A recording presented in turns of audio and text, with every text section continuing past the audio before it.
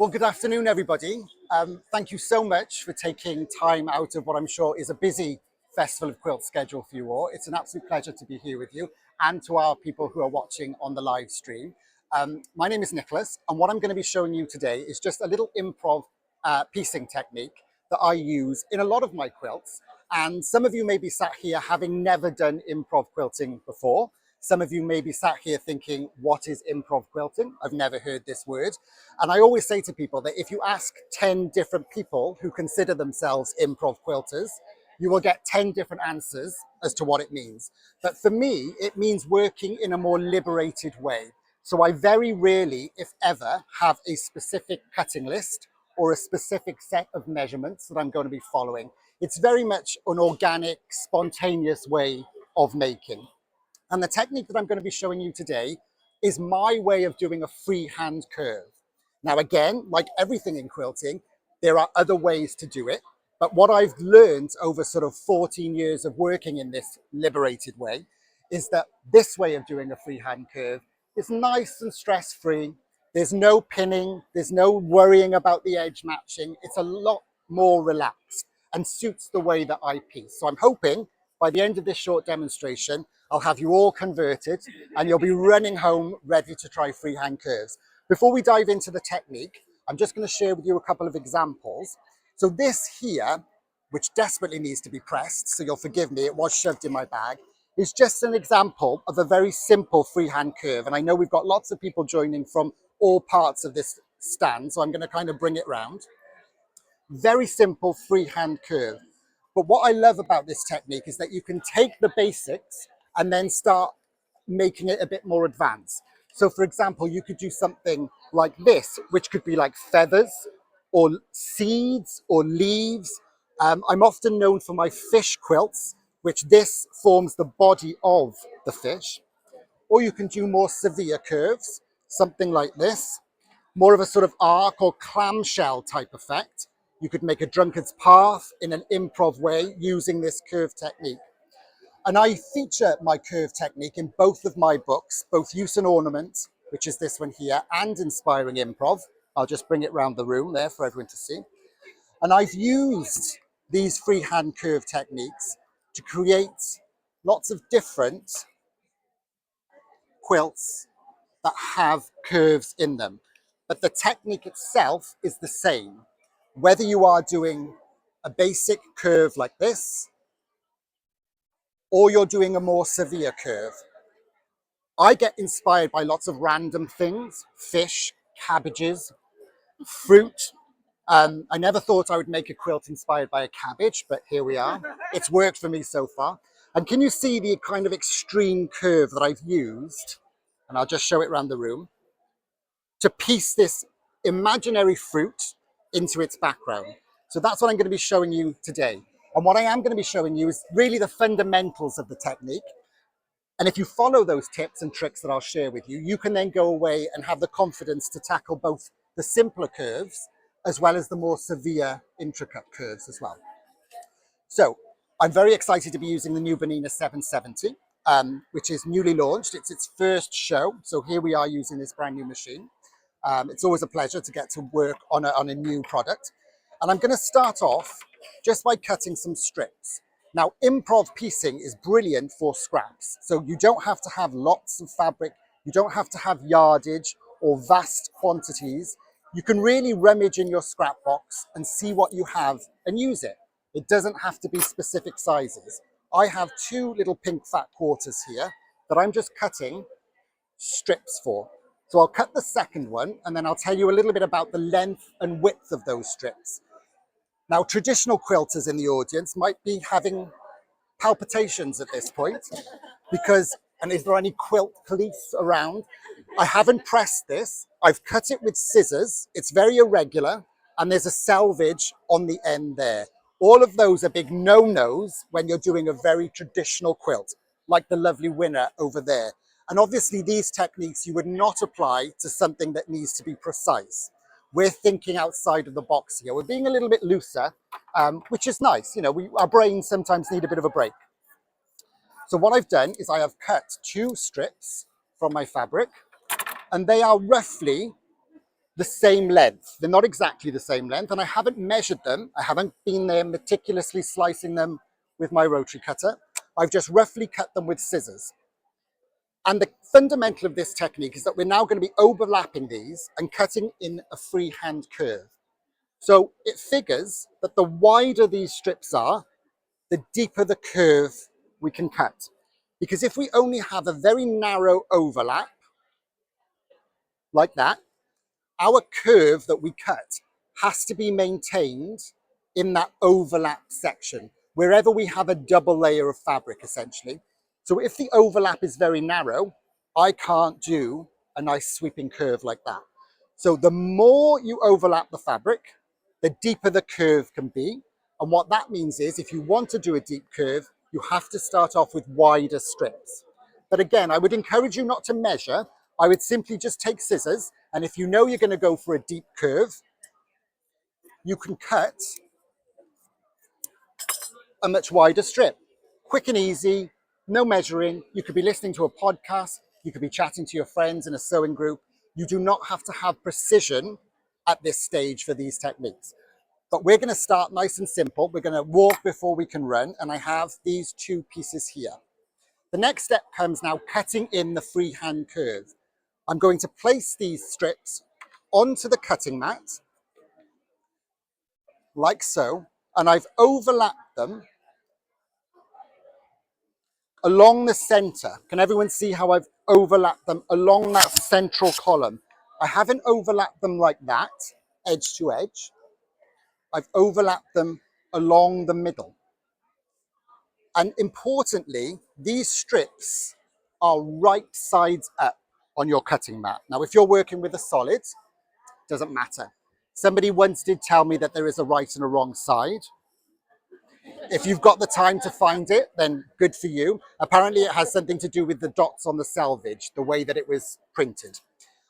But life's too short for me to try and find the right and wrong side of solid fabric, particularly when you've all got quilts to see.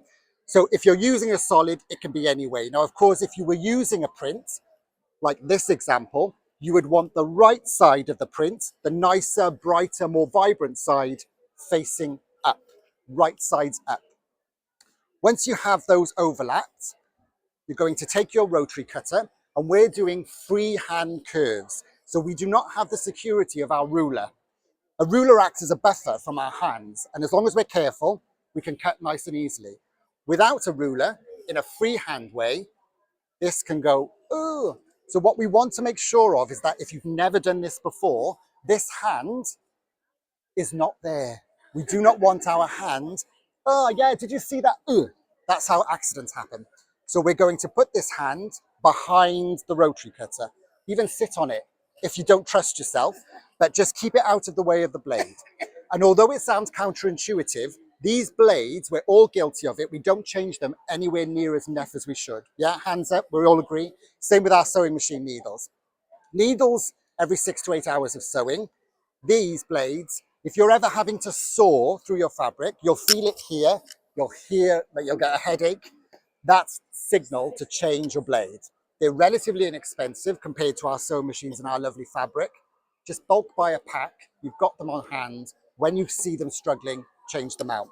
But what you're going to do is when you have that overlapped and you've double checked that it's right sides up, you're going to use the rotary cutter to go from one end to the other and cut a nice freehand curve. You're not going to be too adventurous with your first one, but the aim is to go from edge to edge. This is called an edge-to-edge freehand curve. Can everyone see that? Gone from one end to the other. It's different to this more advanced type of curve, which once you've practiced this, you'll all be able to do, I guarantee. So you take a deep breath, you lumber yourself up, and what I'm doing is I'm very carefully, with my hand out of the way, just cutting. Can you see how the fabric sometimes shifts? You are in control of this rotary cutter. So you can just stop, take a breath, adjust it, and go back and finish off cutting your curve. Now, if you're a better quilter than I am, you may have pressed your fabric, in which case the chances of that happening will be less. But because I'm very impatient, I've ripped this out of a bag, there are creases in that. But what you should have then is two little offcuts, one on the top and one on the bottom. And depending on how fastidious you are about saving scraps, you could keep these. I would probably not keep these, but I know that some people will. And then what you have on your cutting mat, and I'll hold this up for everyone to see, is a lovely freehand curve that now fits together. Can everyone see that? And that's why we cut with right sides up, because as we're looking at it now, how we want it to be seen, the curve matches. If we now put it right sides together, can you see how the curve does not match? It's now opposite. That's good. That's what we want. The next part then comes by taking the top piece and aligning this edge here. And that's really important because there is a tendency, if you are a traditional quilter, to go like that and line at the top because we're used to sewing squares and blocks. So you'll line at the top and then you've got this overlapped piece. Can everyone see that? You don't want that. You want to align the cut edge like that, only focusing on the first inch or so. Don't worry about everything that's going on down here. But just so that you know you've done it right, if you then look at that and turn it upside down, that's a V. And that means V for victory. You've done it right. So if you can see a sort of version of the letter V, pat on the back, you've done it right. If you can see a letter I, you've aligned the top edge. So just go back, align where you cut, and now you're ready for the next and final part. And that is the sewing. So with this Bonina, I have it currently set up so that it stops with the needle in the down position. And I've also engaged the dual feed. And the dual feed is a feature on some of our machines that acts almost like a built-in walking foot. Now, if you don't have a Bonina or you don't have a machine that has a dual feed, you can also use a walking foot for this. People think that dual feed or walking feet are just for the quilting of the quilt, to do this sort of stuff. But they can really be helpful for piecing as well, particularly if you've got tight curves. They just evenly feed the fabric through. So I have that feature engaged, and you'll see this little arm feeding the fabric from the top, whilst the feed dogs feed the fabric from the bottom. You're going to place under the machine, like so, lower your presser foot, and you are going to, again, take a deep breath, because now what we have to do is we have to get this curve to meet. We have to, they're opposites at the moment. They're like that rather than nested. So my left hand, because I'm right-handed, my left hand is going to be in charge of taking this top piece of fabric and moving it left and right as needed to meet the fabric that's on the bottom. So I want the edges to match. So I will be moving this back and forth. And my right hand, its job is to keep the lower piece of fabric, this one here, in line with whatever I'm using to sew my 1/4 of an inch. And we do this in air quotes because it doesn't matter if we over sew or under sew in improv quilting. I can guarantee you with 100% certainty that the seams in this piece were not sewn with an accurate 1/4 of an inch. Would you ever be able to tell? No. So for improv quilting, it does not matter if your seam is slightly bigger or smaller. Please don't reach for your seam rippers and start unpicking, because that's time that you could be spending piecing. So just to recap, this hand is going to be moving left and right to match this lower edge. And this hand is going to be keeping this bottom fabric in line with the edge of this foot, sewing a 1/4 of an inch seam. And you're going to just take it slow and steady. I like to take a few stitches,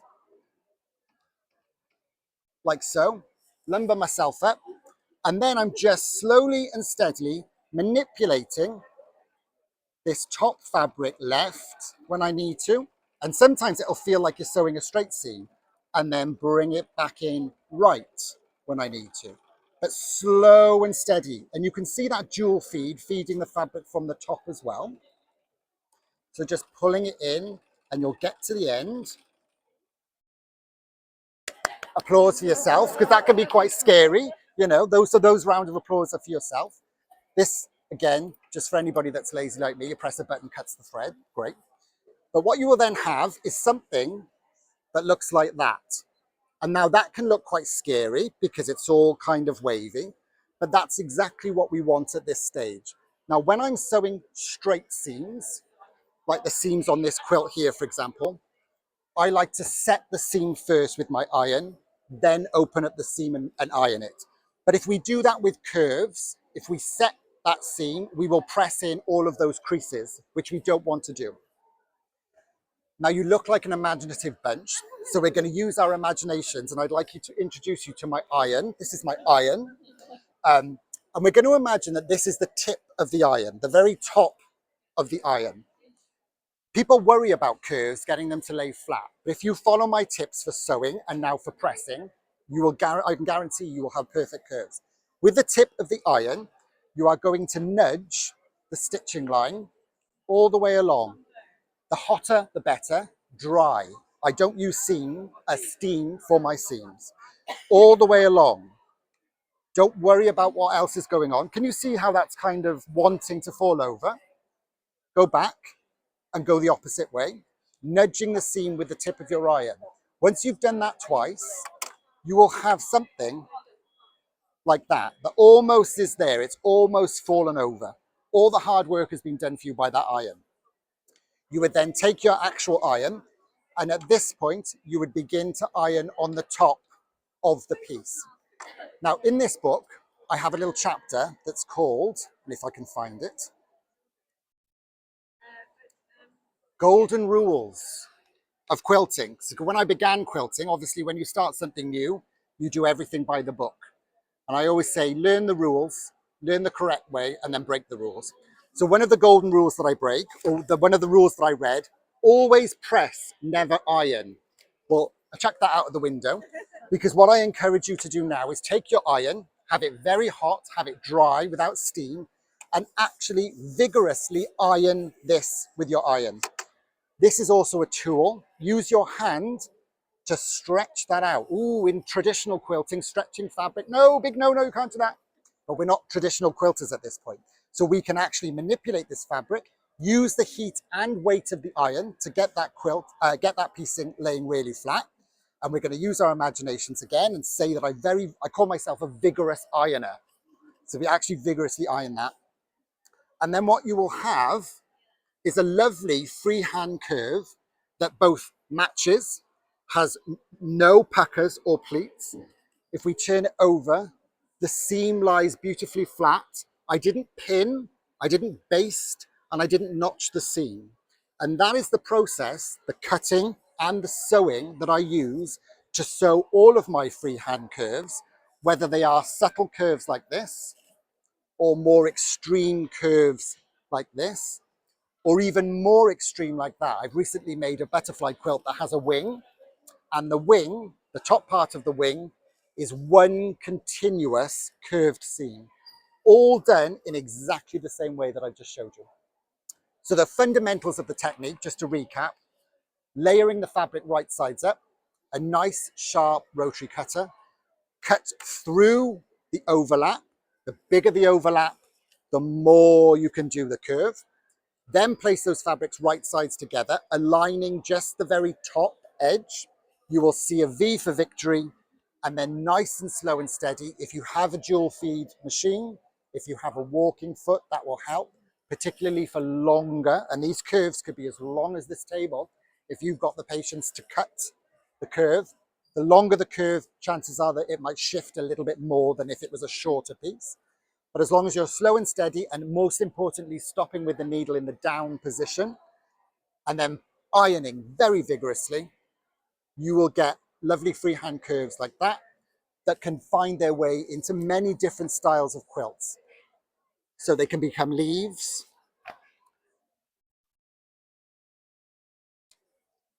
things like this, or what I probably most like to use them for is little fish like this. So that was just a little overview of a technique that I find really, really useful.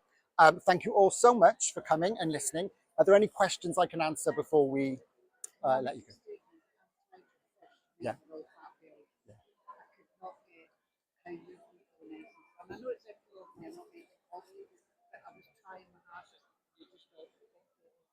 Yeah.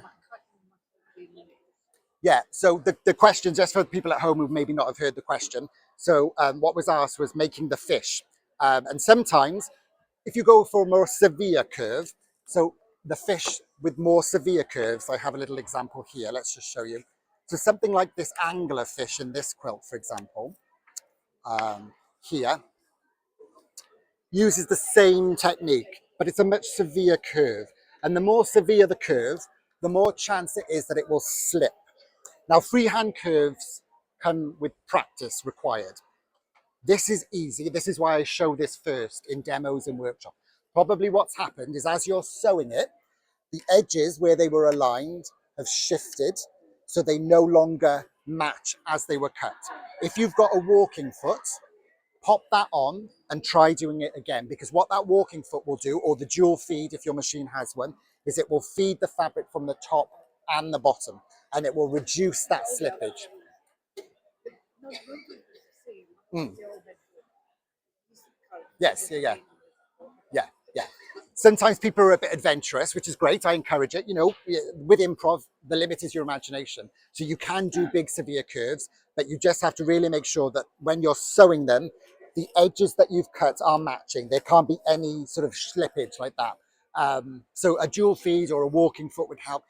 Even though I don't pin myself, people say, oh, Nicholas said I couldn't use pins. You absolutely can. If you've got quite a long curve, you could pop a pin in every sort of 8 or 12 inches just to secure it. But that's probably what's happened. But don't just be disheartened. Try it again. And when in doubt, press it really hard. And then anything else can be quilted out. And then from 3 feet back, you would never even know. Any other questions? How are you insetting those curves? These? Yes, so you've got the front there and Yes, so this just steps up from this here.